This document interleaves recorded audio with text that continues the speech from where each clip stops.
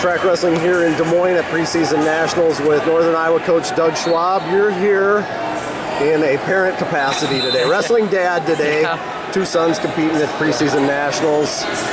Let's start with that. What goes into being a good wrestling parent in your mind? I mean, love and support. I mean, that's what my family did. You know, it's not a pressure thing. It's like, I mean, the things that they can control, I want them to do that well. So the hustle and fight and how they cheer on their teammates, how they react after a loss, or if a bad call happens, that's what I'm more concerned with. I'm not concerned if they win this day. I mean, it's, you know, we'll go home and I mean, my oldest boy's like, hey, when are we getting that Italian ice? You know, he's excited about that. So, you know, I want them to, and what we're trying to foster is a love for the sport, so they stay with it and that they want to stay in it for years and years, and then they want to get back to it, and they have a healthy relationship with it. It's not just based on just their results, because you know, you see it, and I don't think a kid's going out there trying to lose.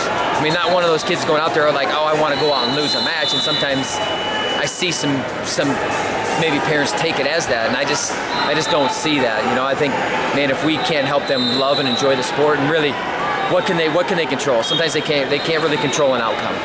They can control how they handle a loss, or they can control how they handle a situation, and that's way more important to me, is how these guys represent themselves and our family and their Mortal Athletics, their club. That's what I'm way more concerned with. And I think, you know, we were just talking about cutting weight. I think it's just absolutely ridiculous that you'll have you know, a kid that's an 80-pounder and he's coming down from 90 pounds, like to win a preseason national tournament, really. And what that does, I think it just, one, I mean, it drives a love out of sport for kids.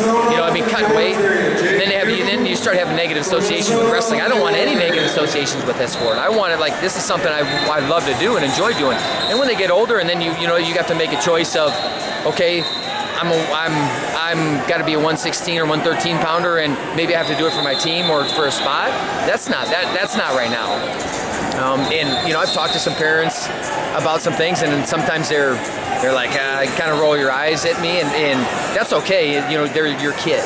But I can just tell you that I know that drives it out of the sport for a kid, and then they just don't even want to do it, and that's what I don't want. You know, we're talking about participation numbers, and yeah, I mean, if I come and you know, I go 1 and 2 in a tournament, and someone's upset at me because I lost 2 matches, you know, I mean, do I really enjoy the sport then? You know, I'm more concerned with their effort and their attitude and things that they have absolute control of, and that's what we focus on, and that's what we talk about, and that's all I care. You know, my oldest boy just lost a match, and he came off the mat, and he's like, Dad, can I still come back and get third? I'm like, yeah, you can, buddy. So, I mean, that's the kind of mentality that I want guys to have, that they can go on and move on to the next thing. But I mean, I would certainly talk with parents. I don't think I have it all figured out by any means, but I want them to have a healthy relationship, and you know, they started a little bit later. They're 5th and 6th grade, and really they started to compete a little bit last year. I had them do 20 practices for every competition last year, because I just think practice is more important. I think too many kids get rushed out into it. They go to 2 practices and they come in a tournament, and then, you know, they're wrestling kids that maybe, some of these kids have maybe wrestled 50, 60, 100 matches in a year, and then you're having a kid that wrestled maybe 1 or 2 matches, and they're like, man, I just got my tail kicked. I didn't feel like I had a chance. Well, yeah. Yeah, I mean, you're going to struggle to do that, you know? So I don't know. I mean, I'm trying to find the balance in it for my kids, and, you know, I'm around a club a little bit now, and I'm starting to see it with them. So, you know, I'm really trying to take part and try to do it in a healthy way. I think that's most important, man. When a kid walks off and if they're looking and they're concerned, like, is Dad going to be pissed at me because I lost a match? I think that's the wrong message that we should be sending our kids, man. Right? Man, you fought tooth and nail, you did everything you could, man. Let's go figure out how to get better and move forward. That's the approach I'm always going to take. That's the approach I take with my guys in college. It's the approach that I'm going to take with my kids. So I don't know. I don't know if that answers your question or not. Good stuff. Yeah. Your boys have been wrestling almost since they could walk, but as you mentioned, like 5th and 6th grade before they competed in tournaments. How did you make that determination? More I wanted to come from them. When they started coming to me and it's like, Dad, I want to go compete. Hey, Dad, I want to go to a competition. Hey, when are we going to wrestle? And then I kind of delayed that probably about another year. because I want it to be like, hey, this is what I want to do, Dad. I mean, I know, man. Last name, they have some expectations, right? They have some things that if they allow it to, I think can weigh on them, or it can help them. And so I'm trying not to get it so that doesn't weigh on them at all. It's something that comes from them with what they want to do, because I know how tough this sport is, but I believe in how it shapes and molds a person, and so that's why I want part of it, because I know in the end what it's going to give them and what it's going to give back to them. So that's my biggest thing. And do I want them? Everyone's always like, you want your kids to wrestle? I'm like, if they want to. If they want to, and I will tell them, and I've talked to them what I think wrestling's done for me, and that's why I'm involved in the sport. That's why I coach the sport. It's not because, you won a national title. Like that was a great feeling, but man, the man that I've become, and that I can truly hold my hands out and say anything that comes to me I can handle. That's way more powerful than anything I've ever won or will ever win in the sport, and that's what I talk to them about. And just like I said, you got to keep it healthy, and I think that there's a lot of unhealthy associations that kids have with competing or cutting weight with the sport. And I think it happens in every sport. I have an intimate knowledge of wrestling, and I've been around it my whole life. But I'm getting a whole nother angle of it, and I'm really, I'm trying to figure it out too as a parent. But I have some things that I'm pretty dead set on, that I focus on, this is what we're going to focus on that is important to us, and that has nothing to do with wins and losses. What do you see at this level that you like, at the grassroots level? You see kids learn how to compete. You see kids learn how to lose a match, and you can see maybe they cry, but then they're able to come back and get back out there and put themselves back together and do it again. I think that's really important. That life's not always going to be easy. It's not always going to be fair. There's going to be a bad call. You're going to lose a match. But these kids are fragile. I think sometimes we try to protect them too much that they're fragile. And I love that they have to go do it out there. They win or lose the match, and I can't put my hands on the other kid. That's their job. And what I can do is help them be able to manage and deal with it, and be able to come back in the right way and take it the right way, take a loss in the right way. Like, a loss isn't defining. Like sometimes people look at the results being way too defining, and their self-worth is based on that. And like I said, I'm trying to keep our self-worth, even myself. Like I fall into that trap too, because we're in a results-driven world. Look at what on track wrestling. Every tournament the results are there. So you can go by that, or you can go by what you know inside and how you're maybe training and living and treating your teammates and treating your family. And that's what my focus is, for my sons and for my team.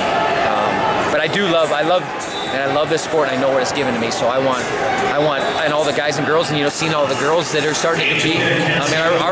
Our sports, it's growing. We just want to make sure it continues to grow in a healthy way. You got an interesting perspective. Obviously came up and competed at Iowa, won a national title. You're on the coaching side of things now. You're going to be a parent who goes through the recruiting process maybe one day. Yeah. What do parents need to know about recruiting? We could talk, and really we should sit down sometime and have people ask questions. I was talking to a parent today, and he ended up going to another school, but he's like, hey, thank you so much for helping me understand the process a little bit. He's like, I know my son didn't come to you, but man, we gained an understanding of the process that maybe some of the other coaches didn't give. Man, I want kids to go where they belong, where they want to be, not like tricked into, if you take the money now, you have it. If not, then we're going to go to someone else. And sometimes that happens, but I don't think a kid should be tricked into coming to a school. I think that it should be like, this is where I want to be. This is a place that I believe in, and that people that believe in me. I think just getting up to date on some of the rules and understanding when coaches can talk to you, when they can't. I think that's important because, for me, I just saw a kid the other day.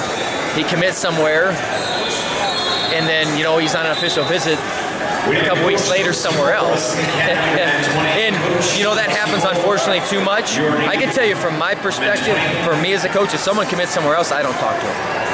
And I've had kids that have called me, and they're committed somewhere else, and I'm like, tell them you're opening up the process again. You tell them they open up the process again, then I will start to recruit you again. But you owe that to those people that are putting time into it. You owe that to that school, and man, maybe they get sold something that doesn't end up happening. you know, maybe hey, this is the number and the number changes. I can understand that a kid wanting to switch, and we don't always know the whole story of everything. But man, when coaches continue to recruit, even when we get done with our kids too, I think it's BS. I do not like it. I don't care for it one bit. And I think what I tell our kids is like, well, that tells you that they don't honor your commitment. They think that you'll switch your commitment, and also that they don't care either. I mean, these coaches don't care if someone else is committed somewhere. I've had coaches say, well, it's only a verbal commitment. What's that mean? But you gotta understand then what that coach is, to me, is willing to do. They don't care. They don't honor your commitment. They don't honor. I mean, they're trying to get you to change your mind. Then for me, I'd be like, well, dang, you're gonna change your mind on me then too. What's gonna keep you in? I don't know. There's a whole lot of things that we could stack onto it, and I really think that parents need to learn and get more informed on the process and what really goes into it. And unfortunately, it's gotten earlier, and I think it's not good for anyone. You know, now that I can talk to a kid on January 15th going into, you know, their junior year, they just get done with their sophomore year, that I can talk to a kid, I think that's great from building a relationship. But I think June 15th, right? June 15th, yes. Yeah. Yep. So June 15th, so you're a sophomore, you just got done with class, you're about to be a junior. June 15th, I can call you. Before that, I mean, you can call me. I mean, there's things within that, but I see a lot of guys, and unfortunately, coaches bitch about it, and I bitch about it, and we don't do anything. You know, we're like, well, this guy's talking to that guy, and this guy's doing this, and well, this RTC's doing this, and they're bringing guys in, you know, from 500 miles away, and they're doing things, and they're running, and everyone bitches about it, but then we never turn anyone in. So I'll put some of that on me too. You know, that hey, if we want to make some change, then we probably got to shine some light on some of these situations too. So I don't just say, well, this needs to change, and then, you know, I know they're working to do some things, but I'd love to sit down with parents and talk to them and make them aware of even just the rules and when timelines are, and some of the games that get played. We don't play games, man. I don't get into that. Like, if you're trying to build a relationship, you're trying to build trust with someone, like, that's what we're trying to do, right? We're trying to get a guy to 100% believe in what we're doing, and they know that we have their back, they have ours. Man, and then you're gonna start to me, you already start to muddy that a whole lot when, you know, I've committed somewhere else, and now you're gonna call me and try to get me to undo my commitment and come to you. I don't know if I'm making a whole lot of sense. I mean, it's something it's a large topic. There's a lot of pieces to it. But man, I will be open and honest with parents, and I try to tell them about the process and what I think about it, what I think games will get played, what, you know, and that's a decision you have to make. But I think kids need to take visits. They need to go to multiple places. They need to not just see one thing. You know, go to a couple places. If anything, it'll solidify the place you want to be. You know, I think sometimes guys get that pressure, and when they get younger now, and you know, you're a junior, I can't imagine being a sophomore, just getting down to my sophomore year, not living somewhere. It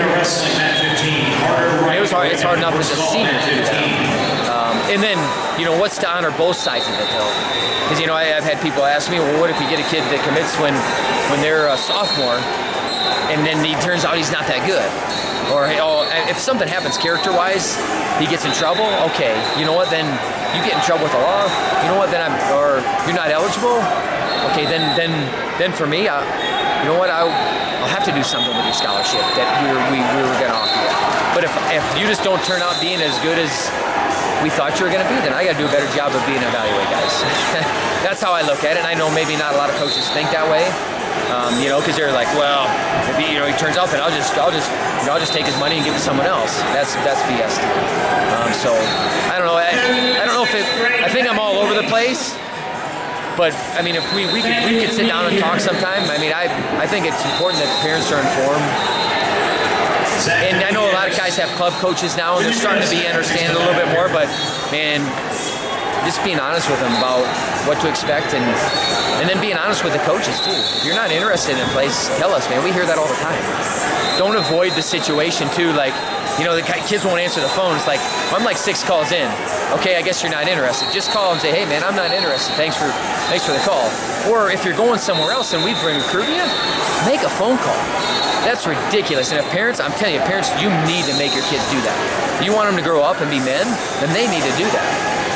And I think it's crazy that kids don't do that. And to me, then, like if a kid doesn't do it, then they weren't the right kind of kid anyway. Yeah. As far as I'm concerned, I mean, you gotta understand the time and energy commitment that coaches are putting in, and just a call. It's not that hard. Hey, coach. Yeah, I decided to go somewhere else. All right, man, best of luck to you. Like, I enjoyed getting to know you in the process, and then we move on and we move forward, you know. We get told no a lot. I sense a lot of frustration from coaches about the fact that this has become earlier and earlier, you know, that you're having to recruit, you know, further out than ever before, but yet, like, the rules don't change. They don't go back to the way things were. What would make things healthier for everybody? Athletes, coaches, parents? I mean, earlier is just because it's easier, you know, then there's less rules to break, right? You know, I mean, then, because that's really what it comes down to. All the stuff that they deregulated, it's so you don't see stuff on ESPN. You know, Indiana made 1,000 phone calls to those kids. Now it's like I can make 10,000 phone calls to a kid, and it's not a breaking a rule. I think the way they had it was fine. I think when, you know, and I know it was maybe shortened up the process.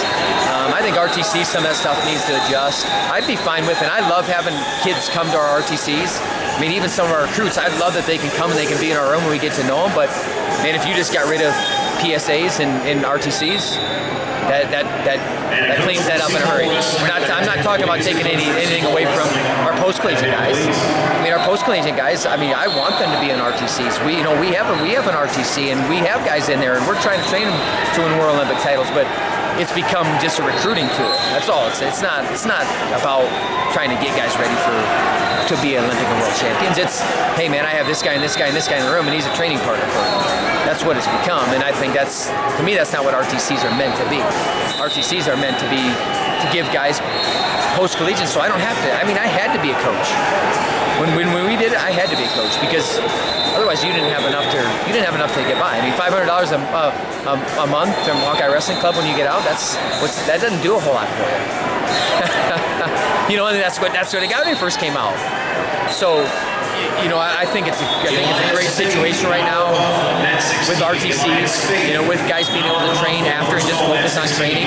But man, and I don't know if they're going to make any changes. I don't think they are. I think some of that stuff's got pulled back off the table. And we'll deal with whatever it is. If they say you can't have a guy in the room, if you say you can have it, I mean, we're going to make the best of the situation. But I think just if you took that off the board, I think that helps a whole lot. Because then we can focus on our guys. We don't have to, okay, well, what time are we going to have practice? Oh, we're going to have practice at 5 o'clock because this kid can't make it till 5 o'clock. I mean, those are all the things that are happening, and there's a lot more. But like I said, I'm not gonna bitch about it. If they don't change the rules, then we'll make our RTC strong. If they do, then we'll still have our RTC strong, and we'll figure out a way just to continue to build a relationship with the kid. You know, I had a question yesterday, because I always kind of open up questions on Twitter, and the guy's like, why you win some of the recruiting battles and build a relationship with the kid. It's not some fake dog and pony show when they come in. I mean, you know, we'll have kids come in next week, and they're not going to go to some football game and see 100,000 people, which that's a great thing, but if you think about it, you might do that 6 times in a year, maybe. What about the other 365 days? Where are you at? What are you doing? Who are you doing with? That's what I want them to see. I want them to see the people that are going to be around, that are going to invest in them, that are going to believe in them, and that are going to get back to them. And I think to me, that's what's most important. That's what kids should look for. And it doesn't matter if you're 40,000 student school, you're a 10,000 student school, you're a 5,000, and you got to go in the place that you belong and you believe in. And that's the kids that we're finding, man. They want to be at UNI, and they're picking UNI over all those big time schools because of the relationship that we build, and because they believe in us and we believe in them. And I think that's where kids need to go, man. That place is like, that's the place for me, man. That's where I believe in. It's where I truly know these guys are going to care about me, and I'm going to get the most out of myself. So, hey, great stuff. Anything else? No, I mean, I appreciate what you guys are doing for wrestling. I mean, wrestling to me is as strong as it's ever been. It's as deep as it's ever been. I mean, you look at these age level kids and how skilled they are already. You know, it's fun to watch, and really, you know, I sit in the corner and I just love watching my boys compete. It's because some of the stuff they do, and I'm like, oh man, you know, that was awesome. And I'm trying to find that balance too, so of being the parent and the dad and coach a little bit, and I have some really good people around him that coach him well, and that I can be a dad. There's going to be some things that I'm gonna work on him with, and more mental than anything, and so that they have a healthy relationship with the sport and they love it, and they're involved in it the rest of their life. That's what I want to see.